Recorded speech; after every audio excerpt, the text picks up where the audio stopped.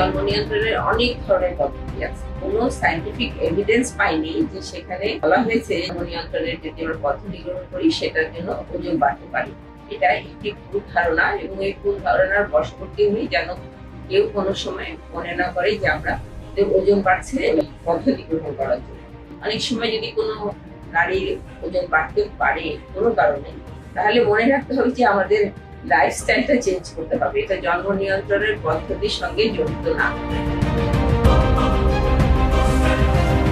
বাংলাদেশের 1/3 জনগোষ্ঠী কিশোর কিশোরী এবং তরুণ তরুণী, তাদের মাঝে অবিবাহিত যে অংশটি রয়েছে সেই অংশের কোনো তথ্যই আমাদের কাছে ঠিকঠাক মতো নেই। বিশেষ করে তাদের মাঝে কন্ট্রাসেপশনের প্রিভ্যালেন্স রেট কতটুকু আছে সে বিষয়ে তথ্য আমাদের কাছে নেই। 2017-18 BDHS এর ডাটাতেই বলছে যে 28% মাত্র তাদের মধ্যে যারা 15 থেকে 19 বছর বয়সী তাদের কাছে এই কন্ট্রাসেপশন বা জন্ম নিয়ন্ত্রণ পদ্ধতি সম্পর্কে জানার ধারণা আছে। অনেকেই ধারণা করেন তাদের এই বিষয়ে জানার কোনো প্রয়োজন নেই।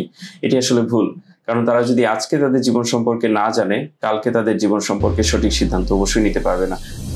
জন্ম নিয়ন্ত্রণ পদ্ধতি কি শুধু কেবল মেয়েদেরই জন্য? নারীরাই কি সব দায় বহন করবে?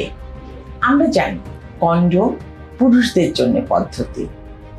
বহুল শোনা না, কিন্তু বহুল ব্যবহৃত নয়।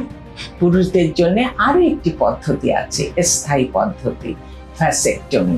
কেউ কি জানেন তা আপনারা? আপনারা নারীদের পাশে থাকুন, আপনাদের জন্য পদ্ধতিগুলো ব্যবহার করুন, তাদেরকে মানসিক সাপোর্ট দেন, তাদেরকে বুঝতে চেষ্টা করুন। এই পদ্ধতিগুলো আমাদের পরিবারের জীবনের জন্য কল্যাণকর, পরিবারের জন্য কল্যাণকর, সমাজের জন্য কল্যাণকর। আমাদের দেশে জন্ম নিয়ন্ত্রণ নিয়ে খোলামেলা আলোচনা করা শোভনীয় বলে অনেকেই মনে করে, কিন্তু আমার মতে একটা ভ্রান্ত ধারণা। কারণ প্রথমত, জন্ম নিয়ন্ত্রণ বা পরিবার কল্পনা আমাদের দেশে বেআইনি কোনো বিষয় নয়। আর দ্বিতীয়ত হলো যে এটা পরিবার পরিকল্পনার একটা অংশ, এবং এইটা ভেবে চিন্তে সিদ্ধান্ত নিতে হয়। যেহেতু ভেবে চিন্তে জেনে বুঝে সিদ্ধান্ত নিতে হয়, এই জন্য জানতে হয় যে কখন কোন পদ্ধতি নিতে হবে, কি কি পদ্ধতি আছে, কার জন্য কোন পদ্ধতিটা সঠিক, বেশি সঠিক বা কার্যকরী, কোন পদ্ধতিগুলোর বিষয়ে কি কি ধরনের পার্শ্ব প্রতিক্রিয়ার ব্যাপার আছে, এবং কোথায় গেলে পদ্ধতিগুলো পাওয়া যাবে। তো এই যে এতগুলো বিষয়কে আসলে জানার জন্য খোলামেলা আলোচনার কোনো বিকল্প নেই। অনেককে বলতে শোনা যায় যে কপটিটা ইউট্রাসের মধ্যে নেই, আমরা দিয়েছি। অনেকে বলে যে কপটিটা হারিয়ে গেছে। আসলে হারিয়ে যায় না, কপটিটা জায়গায় থাকে। এটা থ্রেডটা অনেক সময় পাওয়া যায় না, এটাকে আমরা মিসিং থ্রেড বলি। তো কপটি যখন আমরা ইউট্রাসে দিই তখন কিন্তু একটা থ্রেড থাকে যেটা জরার মুখে থেকে বাইরের দিকে আসে, এবং এই থ্রেডটাকে আমি হাত দিয়ে বুঝতে পারবো কপটি জায়গার মতো আছে। আমি যদি পরীক্ষা করি আমরা বুঝতে পারবো যে কপটি জায়গার মতো আছে। তো এটা মনে একটা খুব জরুরি একটা বার্তা আমরা সবার কাছে পৌঁছে দিতে চাই যে কপারটি আসলে হারায় না, থ্রেড অনেক সময় মিসিং হয়ে যায়, তবে এটা আল্ট্রাসোনোগ্রাফি করে খুব ইজিলি আমরা ডিটেক্ট করতে পারি। জন্ম নিয়ন্ত্রণ বা পরিবার পরিকল্পনার ক্ষেত্রে স্বামী এবং স্বামীর পরিবারের যে সিদ্ধান্ত সেটাই যা একেবারেই একটা ভ্রান্ত ধারণা। দেখা যায় যে জন্ম নিয়ন্ত্রণের যে প্রাথমিক দায়িত্ব সেটি নারীর উপর থাকলেও এই বিষয়ে যে সিদ্ধান্ত গ্রহণ করার ক্ষমতা সেখান থেকে নারী অনেক দূরে অবস্থান করে। সিদ্ধান্ত নেওয়াটা উচিত একজন নারীরই, যে জন্ম নিয়ন্ত্রণের ক্ষেত্রে যে সিদ্ধান্ত সেটা একটা দম্পতি তাদের নিজেদের মধ্যে আলোচনা সাপেক্ষে এবং দায়িত্বশীল ভাবে গ্রহণ করবে, এটাই কাম্য। তো আমাদের দেশে সাধারণত 49 পর্যন্ত একজন নারী গর্ভধারণ করতে পারে।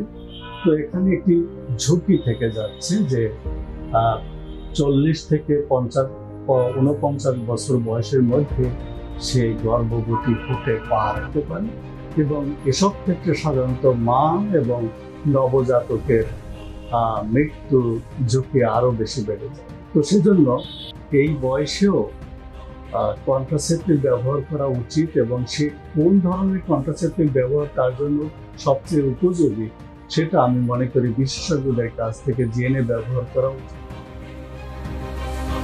অনেক সময় দেখা যায় যে অনেকের ক্ষেত্রে হয়তো বা সন্তান হচ্ছে না, প্রজনন ক্ষমতা তার মনে হচ্ছে যে আমার মনে হয় আমি জন্ম নিয়ন্ত্রণ পদ্ধতি গ্রহণ করেছিলাম, এই জন্যই মনে হয় আমার প্রজনন ক্ষমতাটা ফেরত আসছে না। আসলে যেহেতু এটা ভ্রান্ত ধারণা, সেই জন্য আমার মনে হয় কোনো সময় যদি এরকম কারো ঘটে থাকে যে কোনো নারীর যে আমার এখনো কেন সন্তান হচ্ছে না, তখন সেই সময় তার আসলে একজন ডাক্তারের কাছে গিয়ে পরামর্শ নিতে হবে যে কেন এটা হচ্ছে। এটার সঙ্গে জন্ম নিয়ন্ত্রণ পদ্ধতি গ্রহণ করার সঙ্গে সন্তান প্রজনন ক্ষমতাটা ফেরত আসার পিছনে কোনো রকম গবেষণার কোনো সাপোর্ট নাই যেটা দিয়ে আমরা বলতে পারবো যেটার জন্য এটা হয়েছে। প্রশ্ন হচ্ছে আর্থিকভাবে সচ্ছল হলেই যে আমি অধিক সংখ্যক সন্তান নিব, এই বিষয়টি কিন্তু ঠিক নয়। কারণ এই সন্তান তো শুধু নিলেই হবে না, তার লালন পালন, তার সুস্থ বিকাশ সে জায়গাটি রয়েছে এবং তার সামাজিকীকরণের জায়গাটিও নিশ্চিত করার ব্যাপার রয়েছে না। তো সেই প্রেক্ষাপটে কিন্তু আমাদেরকে লক্ষ্য করতে হবে এই ধরনের যে আর্থিক সক্ষমতা থাকলেই যে আমি সন্তান বেশি নিব, এই ধারণা থেকে আমাদেরকে বের হয়ে আসতে হবে। আমাদেরকে মূল কথা হচ্ছে যে একজন মানুষকে তার সৃজনশীল বিকাশটা নিশ্চিত করতে হবে, তার সুস্থভাবে তাকে সে যাতে বেড়ে উঠতে পারে সেই পরিবেশ তৈরি করতে হবে। সেক্ষেত্রে সন্তানের পাশাপাশি যিনি সন্তান ধারণ করেন তার স্বাস্থ্য এবং প্রজনন স্বাস্থ্য এবং তার সামগ্রিকভাবে তার মানবাধিকারের জায়গাটাও কিন্তু লক্ষ্য রাখার বিষয় রয়েছে। আমরা অনেকেই মনে করে থাকি যে যে কোনো ধরনের জন্মবিরতিকরণ পদ্ধতি ব্যবহার করলে হয়তোবা তার মাধ্যমেই যৌনবাহিত রোগ প্রতিরোধ করাও সম্ভব, বাট এই ধারণাটা একেবারেই ঠিক নয়। এর কোনো বিজ্ঞানসম্মত ব্যাখ্যা নেই।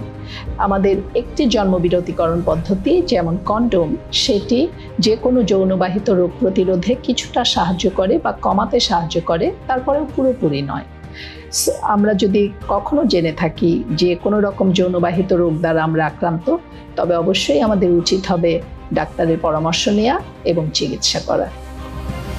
সবসময় মনে রাখতে হবে ইমার্জেন্সি কন্ট্রাসেপটিভ পিল এবং এমআর দুটি টোটালি ভিন্ন জিনিস, দুটিকে এক করে দেখার কোনো সুযোগ নেই। নারীদের ক্ষেত্রে বিশেষত যারা একটু অনিয়মিত তাদের সেক্সুয়াল লাইফ, তাদের ক্ষেত্রে ইমার্জেন্সি কন্ট্রাসেপটিভ পিলটা ব্যবহার করে। ইমার্জেন্সি কন্ট্রাসেপটিভ পিলটা সবসময় মনে রাখতে হবে এটা ইমার্জেন্সি এবং সেটি এক্সপোজারের 3 দিনের মধ্যেই হওয়া উচিত এবং যত দ্রুত সম্ভব। কিন্তু এটি কিন্তু এমআর এর বিকল্প নয়। এমআর যখন কেউ করতে চান তখন কিন্তু ইমার্জেন্সি পিলে সেটি হবে না, বরং অপ্রয়োজনীয় কিছু ঝামেলা বা জটিলতার সৃষ্টি হবে।